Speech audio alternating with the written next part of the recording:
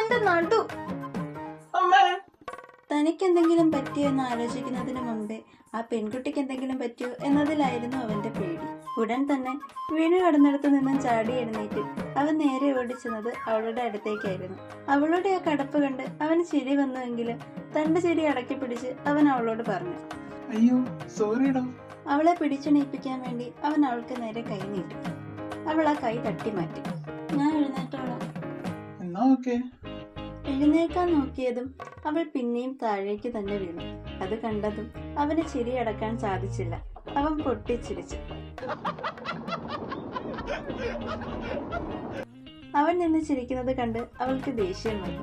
ഒരാളെ താഴെ വീണ് കിടക്കുന്നത് കണ്ടിട്ട് ഇങ്ങനെ ഇനി ചിരിക്കുവാണോ വേണ്ടത്? പിന്നല്ലാതെ ഞാനെന്താ ചെയ്യാനാ? ഞാൻ തന്നെ പിടിച്ച് എണീപ്പിക്കാൻ വന്നതല്ലേ. അപ്പൊ തനിക്കല്ലായിരുന്നോ ചാട്ടം?